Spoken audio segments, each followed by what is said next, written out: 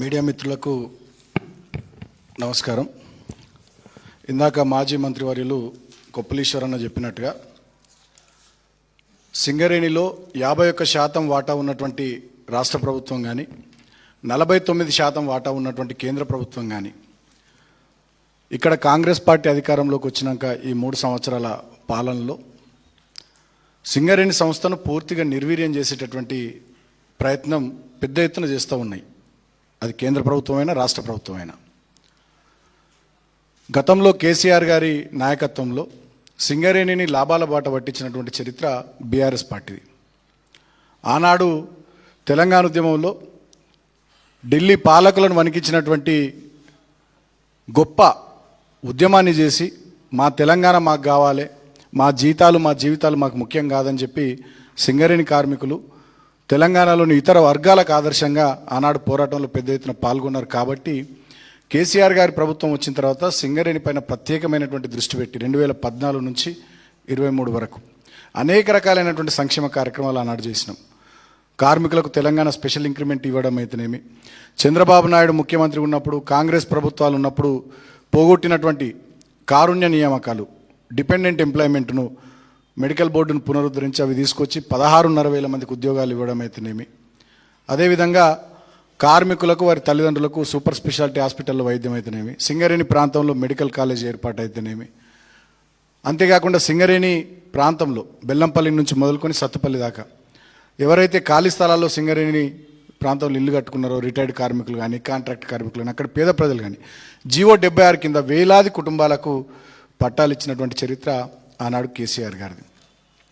అంతేకాకుండా ఇంకా అనేక రకాలైనటువంటి సంక్షేమ కార్యక్రమాలు, కార్మికుడు ఇల్లు కట్టుకుంటామంటే 20 లక్షల వడ్డీ లేని రుణం ఇవ్వడం కానీ, ఇట్లా అనేక రకాలైనటువంటి కార్యక్రమాలు, కొత్త థర్మల్ పవర్ స్టేషన్స్ ఏర్పాటు చేయడం కానీ, ఇట్లా అన్ని కార్యక్రమాలు చేసుకొని కొత్త మైన్స్ ఏర్పాటు చేయడం, సింగరేణిని బంగారు గనిగా తెలంగాణ ఆస్తి కాబట్టి దాన్ని గొప్పగా తీర్చిదిద్దింది కేసీఆర్ గారి నాయకత్వం అన్నాడు. ఆ సందర్భంలో అప్పుడు కేంద్రంలో ఉన్నటువంటి ప్రభుత్వం, నేను అప్పుడు ఎంపీగా ఉన్న పెద్దపల్లి నుంచి, ఆ ప్రాంతం నుంచి 2015లో MMDR యాక్ట్ అమెండ్మెంట్ తీసుకొచ్చినప్పుడు ఈ మైన్స్ని దేశవ్యాప్తంగా వేలం వేయాలి అనేటటువంటి ఆలోచన చేసినప్పుడు ఆనాడు లోక్సభలో చర్చ వస్తే మేము దాన్ని నిరసిస్తూ వాకౌట్ చేసినాం. ఆనాడు వినోద్ కుమార్ అన్న కానీ మేము కానీ అందరం కూడా ఎంపీలము లోక్సభలో వాకౌట్ చేసినాం. ఏం చెప్పినాం మేము అన్నాడు, సింగరేణి సబ్జెక్టే చెప్పినాం. సింగరేణి తెలంగాణకు కొంగు బంగారం, మా సింగరేణి ప్రాంతంలో ఉన్నటువంటి బొగ్గు బావులన్నింటినీ కూడా వితౌట్ ఆక్షన్ నామినేషన్ పద్ధతిలో సింగరేణి సంస్థకు అప్పచెప్పాలి. ఇది పబ్లిక్ సెక్టర్ యూనిట్ కాబట్టి ఆక్షన్ పెట్టడానికి వీల్లేదని చెప్పి, వేలం వేయడానికి వీల్లేదు సింగరేణి మైన్స్ అని చెప్పి ఆనాడు మేము లోక్సభలో గొడవ చేసినాం, వాకౌట్ చేసినాం. అంతేకాకుండా రాజ్యసభలో అప్పటి మా పార్టీ నాయకుడు రాజ్యసభ ఎంపీగా ఉన్నటువంటి కేశవరావు గారు ఆ బిల్లు మీద నిరసనను వ్యక్తం చేస్తూ దీన్ని సెలెక్ట్ కమిటీకి తిప్పి పంపించాలని చెప్పి డిమాండ్ చేసిండు, ఇదే సింగరేణి సబ్జెక్టుకు సంబంధించి. ఎందుకంటే మా సింగరేణి నష్టపోతుంది, మీరు వేలం పాట పెడితే ఎవడెవడో వస్తాడు, అది కరెక్ట్ కాదు. ప్రభుత్వ రంగ సంస్థ అయినటువంటి సింగరేణి దక్షిణ భారతదేశంలో కర్ణాటకకు కానీ, ఆంధ్రప్రదేశ్కి కానీ, తెలంగాణకు కానీ, తమిళనాడుకు కానీ ఇతర అనేక రాష్ట్రాలకు బొగ్గును సరఫరా చేసేటటువంటి పెద్ద ఆర్గనైజేషన్ కాబట్టి లక్షలాది కుటుంబాలు దీని మీద ఆధారపడి ఉన్నాయి. కాబట్టి ఈ సంస్థలోని బొగ్గు బావుల్ని ప్రైవేట్ పరం చేయొద్దు, ప్రైవేట్ వాళ్ళకి ఇవ్వద్దు, సంస్థకే ఇవ్వాలని చెప్పి ఆనాడు ఆ బిల్లును నిరసిస్తూ సెలెక్ట్ కమిటీకి పంపేయాలని కూడా రాజ్యసభలో అప్పటి మా నాయకుడు కేశవరావు గారు మాట్లాడారు.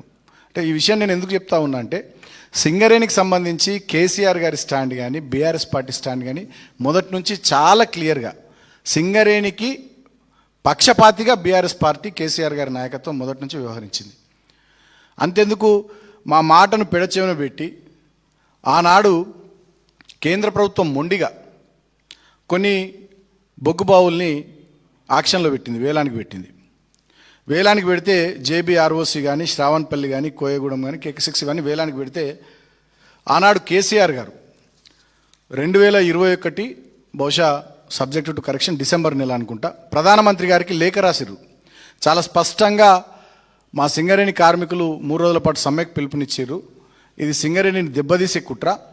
గుజరాత్లో ఎట్లయితే lignite mines Gujarat mineral development కార్పొరేషన్కి ఇస్తున్నారో వేలం వేయకుండా, సింగరేణి ప్రాంతంలో కూడా సింగరేణి బొగ్గు బావుల్ని వేలం వేయకుండా మీ MMDR యాక్ట్ ప్రకారమే దాని ప్రకారం చూసుకున్నా కూడా నామినేషన్ పద్ధతులు ఇచ్చుకోవచ్చు అనేది పెట్టిరో మీరు దాని ప్రకారం సింగరేణికి ఇవ్వండి అని చెప్పి ఆనాడు ప్రధానమంత్రి గారికి 2021 సంవత్సరంలో కేసీఆర్ గారు లేఖ రాశారు. అంతేకాకుండా మా కేటీఆర్ గారు ఆనాడు పరిశ్రమల శాఖ మంత్రి ఉన్నారు. వారు 7వ తేదీ ఫిబ్రవరి 2022 కేంద్ర బొగ్గు గనుల శాఖ మంత్రిగా ఉన్నటువంటి ప్రహ్లాద్ జోషి గారికి కూడా లేఖ రాశారు. సింగరేణి ప్రాంతంలో ఉన్నటువంటి బొగ్గు బావుల్ని సింగరేణి సంస్థకే ఇవ్వాలి తప్ప వేలంలో పెట్టొద్దు, సింగరేణిని దెబ్బగొట్టకండి అని చెప్పి ఆనాడు కేంద్రంలో ఉన్నటువంటి బీజేపీ ప్రభుత్వానికి కేంద్ర మంత్రులకు లేఖలు రాసినటువంటి సందర్భాలు నేను గుర్తు చేస్తూ ఉన్నా. అంటే ఒకవైపు సింగరేణి కార్మికుల సంక్షేమం, ఇంకోవైపు సింగరేణి సంస్థను పరిరక్షించుకోవడం అనే లక్ష్యంగా ఆనాడు బీఆర్ఎస్ పార్టీ 10 సంవత్సరాలు మేము పనిచేసినాం. కానీ ఇవాళ కాంగ్రెస్ అధికారంలోకి వచ్చిన తర్వాత సింగరేణిలో మొత్తం స్కాములు తప్ప స్కీములు లేవు. అన్ని కుంభకోణాలే సింగరేణిలో. ఒకనాడు బంగారు గనిగా బీఆర్ఎస్ హయాంలో వెలుగొందినటువంటి సింగరేణి ఇవాళ కుంభకోణాల ఖనిగా మారిపోయింది. ఆనాడు 3,200 కోట్ల లాభాలతో ఉన్నటువంటి సింగరేణి సంస్థ ఇవాళ 4,300 కోట్ల ఓవర్ డ్రాఫ్ట్కు పోయినటువంటి పరిస్థితి. ఆనాడు మేము తెచ్చినటువంటి మెడికల్ బోర్డు ద్వారా కారుణ్య నియామకాలు ఏవైతే చేసినామో ఇవాళ వాటిని కూడా ఆపేసారు. గడిచిన 2-3 నెలలుగా సీరియస్గా బీఆర్ఎస్ పార్టీ టీబీజీకేఎస్ పోరాటం చేస్తే మొన్నేదో 330 మందికి శ్రీరాంపూర్కి పోయి డిప్యూటీ సీఎం గారు 3-4 మంత్రులు ఏదో కొంతమందికి ఉద్యోగాలు ఇచ్చినట్టుగా ఏదో తమాషా చేసిరు తప్ప గతంలో మేము పెట్టినట్టుగా మెడికల్ బోర్డు పెట్టి సింగరేణి కార్మికుల పిల్లలకు డిపెండెంట్ ఎంప్లాయ్మెంట్ ఇస్తున్నటువంటి పద్ధతే లేదు. మరి ఎట్లా చూస్తున్నారు వీళ్ళు సింగరేణిని? కార్మికుల సంక్షేమం లేదు, సింగరేణి సంస్థ పరిరక్షణ లేదు, అన్ని స్కాములే. ఏమేమి స్కాములు వీళ్ళు చేస్తున్నది? సైట్ విజిట్ సర్టిఫికేషన్ ద్వారా ఓబీ టెండర్లలో స్కామ్లు. వీళ్ళు అనుకున్న వాళ్ళకే సైట్ విజిట్ సర్టిఫికెట్లు ఇచ్చి వాళ్ళతోనే టెండర్లు వేయించి ఎక్సెస్ టెండర్లు వేయించి డబ్బులు దొబ్బుతూ ఉన్నారు. సోలార్ పవర్ ప్లాంట్లలో స్కాము. అదేవిధంగా జైపూర్ పవర్ ప్లాంట్కి సంబంధించి అదొక స్కాము. 40 లక్షల టన్నుల బొగ్గు, దాని విలువ 1,600 కోట్లు. నిల్వలు ఎక్కడ కనబడతలే. దాని మీద కోల్ సెస్ కట్టిర్రు, ఇన్కమ్ ట్యాక్స్ కట్టిర్రు, మిగతా ఇతరత్ర అన్నీ చేసేసిర్రు. మా నాయకులు హరీష్ అన్న కానీ ఈశ్వరన్న కానీ మొన్న జూన్ నెలలో 7వ తేదీ నాడు రామగుండం గోవర్కానికి పోయినరు. చూపియండి బొగ్గు నిల్వలు మేము చూస్తామని పోతే చూపియాలి కదా, పోలీసులను పెట్టి అడ్డుకున్నారు. 12వ తేదీ నాడు భూపాల్పల్లికి పోయారు. ఆ రోజు పోలీసులను పెట్టి అడ్డుకున్నారు. తర్వాత కొత్తగూడెం పోయినరు. ఆనాడు బొగ్గు నిల్వలు చూపించాలి. మొన్న జూలై 1వ తారీఖు నాడు మా దగ్గరికి వస్తే మందమర్రి శ్రీరాంపూర్ మందమర్రి మేము వస్తామని చెప్పి నేను అధికారులకు మాట్లాడితే వద్దు సార్ మీరు రావద్దు అని చెప్పి అధికారులు మమ్మల్ని రానియకుండా వద్దని చెప్పి పర్మిషన్ ఇవ్వలేరు. అంటే నిజంగానే బొగ్గు నిల్వలు ఆడుంటే చూపించాలి కదా. సింగరేణి ప్రభుత్వ రంగ సంస్థ, 51% రాష్ట్ర ప్రభుత్వం వాటా, 49% కేంద్ర ప్రభుత్వం వాటా. మరి ప్రభుత్వ రంగ సంస్థ, ప్రజలకు సంబంధించిన ఆస్తి, 40 లక్షల టన్నుల బొగ్గు నిల్వలు ఉంటే చూపెట్టాలి కదా. అంటే అదొక స్కాము. తర్వాత ఎక్స్ప్లోజివ్స్, సింగరేణి మైన్స్లో వాడేటటువంటి ఎక్స్ప్లోజివ్స్లో అడ్డగోలుగా దాని రేట్లు పెంచి దాంట్లో స్కాము. తర్వాత డీజిల్ స్కాము. సింగరేణి వాహనాల్లో ఇతరత్ర వాడేటటువంటి డీజిల్ వినియోగంలో పెద్ద ఎత్తున స్కామ్. అంటే ఒకనాడు స్కీములకు నిలయంగా ఉన్నటువంటి సింగరేణి ఇవాళ వీళ్ళు వచ్చిన తర్వాత, కాంగ్రెస్ వచ్చిన తర్వాత స్కాముల మయంగా మారిపోయింది. అయితే ఇక్కడ ఇన్ని స్కాములు జరుగుతూ ఉంటే ముఖ్యమంత్రి రేవంత్ రెడ్డి గారు సూత్రధారిగా, రేవంత్ రెడ్డి బామ్మర్ది సృజన్ రెడ్డి పాత్రధారిగా ఇప్పటికే 15,000 కోట్ల కుంభకోణాలు జరిగి సింగరేణిలో నైని బొగ్గు బ్లాకుల టెండర్ల వేలం, ముఖ్యమంత్రికి ఉప ముఖ్యమంత్రికి మంత్రుల మధ్య వాటాలు కుదరక గొడవలు పడి ఆ విషయాలన్నీ మేము వాటాల పంపకాల విషయం మేము బయట పెడితే బీఆర్ఎస్ పార్టీ ఆ టెండర్లు రద్దు చేశారు. ఈ స్కాముల మీద, ఈ టెండర్ల రద్దుల మీద, జరుగుతున్నటువంటి దురాగతాల మీద మా పార్టీ వర్కింగ్ ప్రెసిడెంట్గా కేటీఆర్ గారు ఈ 40 లక్షల టన్నుల బొగ్గు మాయమైన దాని మీద బొగ్గు శాఖ మంత్రి కిషన్ రెడ్డి గారికి లేఖ రాశారు, హరీష్ రావు గారు లేఖ రాశారు. మరి నిజంగానే వారికి చిత్తశుద్ధి ఉంటే వారు చేయాల్సిందేంది? సిబిఐ విచారణనో కేంద్ర విజిలెన్స్ సంస్థ విచారణను చేపియాలి కదా. అది చేపించకుండా కిషన్ రెడ్డి గారు రేవంత్ రెడ్డి గారికి లేఖ రాస్తారు. అంటే దీన్ని ఎట్లా అర్థం చేసుకోవాలి? 49% వాటా ఉన్నటువంటి కేంద్ర ప్రభుత్వము ఇక్కడ అవినీతి జరుగుతూ ఉంది, మీరు చర్యలు తీసుకోండి అని చెప్పి మా వాళ్ళు లేఖలు రాస్తే ఇక్కడ ఏదో జరుగుతుందట చూసుకోండి అని చెప్పి రేవంత్ రెడ్డికి కిషన్ రెడ్డి గారు లేఖ రాస్తారు. అంటే దొందే ఇద్దరు, బడే బాయ్ చోటే బాయ్, మధ్యలో మిడిల్ బాయ్ కిషన్ రెడ్డి అందరూ కలిసిపోయి ఇవాళ సింగరేణిని స్కామ్లమయం చేసిరు. సో గడిచిన ఒక 2-3 నెలలుగా సిరీస్ ఆఫ్ యాక్టివిటీస్ సింగరేణి ప్రాంతంలో బీఆర్ఎస్ పార్టీగా, టీబీజీకేఎస్గా మేము తీసుకొని ఫైట్ చేస్తూ ఉన్నాం కార్మికుల పక్షాన. కాబట్టి ఇవాళ ఫేస్ సేవింగ్ కోసం తాడిచెర్ల 2 బొగ్గు బ్లాకును నామినేషన్ పద్ధతిలో సింగరేణికి అప్పచెప్పినామని హడావిడి చేస్తూ ఉన్నారు. ఒకవైపు కిషన్ రెడ్డి గారు మేము ఇచ్చినామని, మేమే తెచ్చినామని బట్టి గారు. నేను అడుగుతా ఉన్నా, ఇచ్చేటైన ఆయన తెచ్చేటైన మీరే అయితే జేబీ ఆర్ఓసి 3, అదేవిధంగా శ్రావణపల్లి ఓసి, కోయగూడెం 3, కేకే 6, మరి ఇవి 4 ఉన్నాయి కదా గతంలో యాక్షన్కి పెట్టినాయి. దాంట్లో 2 వేరే వాళ్ళు వచ్చి వాళ్ళు పని చేసుకుంటలే వెళ్ళిపోయారు ప్రైవేట్ వాళ్ళు, టైం కూడా పూర్తయింది. మరి వాటిని కూడా నామినేషన్ పద్ధతిలో కేటాయించవచ్చు కదా. నేను అడుగుతా ఉన్న మంత్రి కిషన్ రెడ్డి గారిని, అడుగుతా ఉన్న డిప్యూటీ సీఎం బట్టి గారిని, మీరు తెచ్చేటోళ్ళే వాళ్ళు ఇచ్చేటోళ్ళే అయితే 3 ఏళ్ళు ఏం చేసిరు? గుడ్డిగురాల పళ్ళు దోమినరా? బీఆర్ఎస్ పార్టీ టీబీజీ కేసు ఇవాళ సింగరేణి ప్రాంతంలో పెద్ద ఎత్తున పోరాటం చేస్తూ ఉంటే మెడికల్ బోర్డు ఏమైంది? ఈ స్కామ్ల సంగతి ఏంది? 40 లక్షల టన్నుల బొగ్గెట్ల మాయమైంది? సింగరేణిని అదానికో అంబానికో అప్పజెప్పేటట్టు ప్రయత్నాలు జరుగుతూ ఉన్నాయి. కుక్కను చంపే ముందు పిచ్చి కుక్కను ఎట్లా ముద్ర వేస్తారో ఇవాళ సింగరేణి సంస్థను ఆ రకంగా నష్టాలమయం చేసి ఇక ఇది మనతోని కాదని చెప్పి మెల్లగా ప్రైవేట్కి అప్పచెప్పే కుట్ర మీరు చేస్తున్నారని 2-3 నెలల నుంచి బీఆర్ఎస్ పార్టీ టీబీజీ కేసు పోరాటం చేస్తే దానికి జడుచుకొని ఫేస్ సేవింగ్ కోసం ఒక తాడిచెర్ల 2 బొగ్గు బ్లాకు నామినేషన్ పద్ధతులు ఇచ్చారు. ఇవాళ మేము డిమాండ్ చేస్తూ ఉన్నాం బీఆర్ఎస్ పార్టీగా, సింగరేణిలో జరిగినటువంటి స్కాములన్నిటిపైన సిబిఐ విచారణ చేయించండి కిషన్ రెడ్డి గారు, లేదా విజిలెన్స్ సంస్థలతో విచారణ చేయించండి. మేడిగడ్డలో 2 పిల్లర్లు గుంకితే దన్న నురుకొస్తుంది కానీ ఎన్డీఎస్సీఏ. లక్షల కుటుంబాలు ఆధారపడ్డటువంటి సింగరేణి, తెలంగాణలో 9 జిల్లాల్లో విస్తరించున్నటువంటి సింగరేణి, 11-12 అసెంబ్లీ నియోజకవర్గాలు డైరెక్ట్గా, ఓ 13-14 అసెంబ్లీ నియోజకవర్గాలు ఇండైరెక్ట్గా, 46,000 కార్మిక కుటుంబాలు, ఓ 20-30 వేల కాంట్రాక్ట్ కార్మిక కుటుంబాలు, ఓ 40-50 వేల రిటైర్డ్ కార్మిక కుటుంబాలు, 1,00,000 కుటుంబాలు డైరెక్ట్గా, ఇంకొక 5-6 లక్షల కుటుంబాలు ఇండైరెక్ట్గా, మొత్తం ఆ ప్రాంతంలో ఒక 15-20 లక్షల కుటుంబాలు సింగరేణి మనుగడ మీద ఆధారపడి జీవితాన్ని బెల్లంపల్లి, ఆసిఫాబాద్ నుంచి మొదలుకుంటే సత్తుపల్లి, కొత్తగూడెం దాకా కొనసాగిస్తున్నటువంటి తరుణంలో ఆ సంస్థలో జరుగుతున్నటువంటి అవినీతి మీద విచారణ జరిపించే బాధ్యత కిషన్ రెడ్డి గారు మీ మీద లేదా?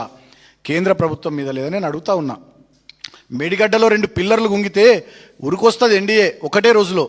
సింగరేణిలో ముఖ్యమంత్రి బామ్మర్ది సృజన్ రెడ్డి పాత్రధారిగా, ముఖ్యమంత్రి రేవంత్ రెడ్డి సూత్రధారిగా ఇవాళ స్కాములు జరుగుతూ ఉంటే, 15,000 కోట్ల కుంభకోణాలు జరుగుతూ ఉంటే, నైని బొగ్గు బ్లాక్ టెండర్ల వేలం రద్దయితే సిబిఐ ఎందుకు వేయరు విచారణ? కేంద్ర విజిలెన్స్ సంస్థలతో ఎందుకు విచారణ జరిపించరు? నేను అడుగుతా ఉన్నా. అమిత్ షా గారు వచ్చి తిడతారు ఇక్కడ ఆర్ఆర్ ట్యాక్స్ అని, ప్రధానమంత్రి మోడీ గారు వచ్చి తిడతారు ఆర్ఆర్ ట్యాక్స్ అని. ఇవాళ ఆధారాలతో సహా మా హరీషన్న పవర్ పాయింట్ ప్రజెంటేషన్ ద్వారా మొన్న మా దగ్గర మందమరిలో కానీ, కేతన్పల్లి మున్సిపాలిటీ పరిధిలో, గోదావరిఖనిలో, భూపాలపల్లిలో, కొత్తగూడెంలో ఆధారాలతో సహా సింగరేణిలో ఎట్లా స్కాములు జరిగినాయని రైట్ టు ఇన్ఫర్మేషన్ యాక్ట్ ద్వారా వివరాలు తీసుకొని ప్రజెంట్ చేస్తే, బయట పెడితే ఎందుకు వీటి మీద మీరు కేంద్ర ప్రభుత్వ సంస్థలు దృష్టి సారించరు? ఎందుకు విచారణ జరిపించరని నేను కేంద్ర మంత్రి కిషన్ రెడ్డి గారిని అడుగుతా ఉన్నా. మీకు రేవంత్ రెడ్డి గారికి ఉన్నటువంటి లోపల సంబంధం ఏందని నేను అడుగుతా ఉన్నా.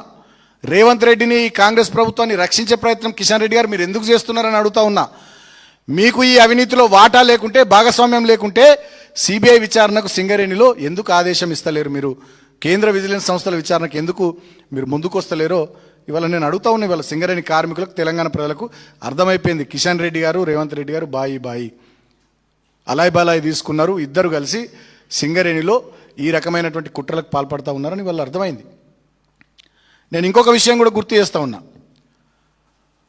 గతంలో మేము ఇచ్చిన 16,500 ఉద్యోగాల మీద ఇవాళ విజిలెన్స్ విచారణ పేరిట ఆ కుటుంబాలను వేధిస్తూ ఉన్నారు, అధికారులను వేధిస్తూ ఉన్నారు రాష్ట్ర ప్రభుత్వం. మరి గిన్ని స్కాములు జరిగినటువంటి ఈ సింగరేణిలో, ఇన్ని దుర్మార్గాలు, దురాఘాతాలు జరుగుతున్నటువంటి ఈ సింగరేణిలో వీళ్ళు చేస్తున్నటువంటి అవినీతి మీకు ఎందుకు కనబడతలేదు కిషన్ రెడ్డి గారని నేను అడుగుతా ఉన్నా. కేంద్ర ప్రభుత్వం ఏం చేస్తూ ఉందని చెప్పి నేను అడుగుతా ఉన్నా. ఇప్పటికైనా మీరు కళ్ళు తెరవాలి. ఏదో ఫేస్ సేవింగ్ కోసం మీరు కాంగ్రెస్ కలిసి ఒక్క బొగ్గు బ్లాక్ను కేటాయించడం కాదు, సింగరేణి మొత్తం ప్రాంతంలో విస్తరించినటువంటి అన్ని బొగ్గు బావుల్ని, అన్ని ఓపెన్ కాస్ట్ మైన్స్ని సింగరేణి సంస్థకే అప్పచెప్పాలని మేము డిమాండ్ చేస్తూ ఉన్నాం. బీఆర్ఎస్ పార్టీగా సింగరేణి సంస్థకే అప్పచెప్పాలని మేము డిమాండ్ చేస్తూ ఉన్నాం. లేకపోతే ఖచ్చితంగా సింగరేణి కార్మికుల పక్షాన మేము పోరాటం చేస్తాం. ఎందుకంటే సింగరేణి అనేది తెలంగాణ కొంగు బంగారం. గతంలో సింగరేణికి సంబంధించి బీఆర్ఎస్ పార్టీ ప్రతిపక్షంగా కానీ, ఆనాడు ఉద్యమ పార్టీగా కానీ, అధికార పార్టీగా కానీ, వాళ్ళ ప్రధాన ప్రతిపక్షంగా కానీ ఒకటే స్టాండ్ మీద ఉన్నది. ఒకప్పుడైతే కేసీఆర్ గారు ఎంత దూరం ఆలోచించారంటే సింగరేణిని ఒక గ్లోబల్ ఆర్గనైజేషన్ చేయాలి, ప్రపంచవ్యాప్తంగా దీన్ని విస్తరించాలి. పెద్ద ఎత్తున మైనింగ్ యాక్టివిటీ కాకుండా, కేవలం కోల్ మైనింగ్ యాక్టివిటీ కాకుండా ఇతర అనేక మినరల్స్ మైనింగ్ యాక్టివిటీలోకి ప్రపంచవ్యాప్తంగా దీన్ని ఒక గ్లోబల్ ఆర్గనైజేషన్ చేయాలి, పెద్ద ఎత్తున దీన్ని ముందుకు తీసుకుపోవాలని చెప్పి వారు ఆశించారు. కాంగ్రెస్ ప్రభుత్వం గతంలో ఉన్నప్పుడు 100% వాటా ఉన్నటువంటి సింగరేణిలో 49% వాటా కేంద్రానికి అప్పచెప్పింది ఆనాడు కాంగ్రెస్ ప్రభుత్వం. అవసరమైతే ఆ 49% వాటాను తెలంగాణ ప్రభుత్వమే తీసుకొని కంప్లీట్గా తెలంగాణ రాష్ట్ర ప్రభుత్వము, తెలంగాణ రాష్ట్ర ప్రజల ఆధీనంలో సింగరేణి సంస్థను ఉంచుకొని దీన్ని ఒక విశ్వవ్యాప్త సంస్థగా తయారు చేయాలి, లక్షలాది మంది పిల్లలకు దీంట్లో అవకాశాలు రావాలి అనేటటువంటి ఒక కల్పన, ఒక విజువలైజేషన్ ఆనాడు కేసీఆర్ గారు చేసి చాలా సుదూరంగా ఆలోచించి ఈ సంస్థను పెంచాలని చెప్పి వారు ఆనాడు అనేక రకాలైనటువంటి నిర్ణయాలు తీసుకున్నారు. కానీ ఇవాళ రేవంత్ రెడ్డి వచ్చిన తర్వాత, డిప్యూటీ సీఎం బట్టి విక్రమార్క వచ్చిన తర్వాత మొత్తం అవినీతిమయం, కుంభకోణాలమయం, కార్మికుల సంక్షేమం లేదు, ఏమీ లేదు.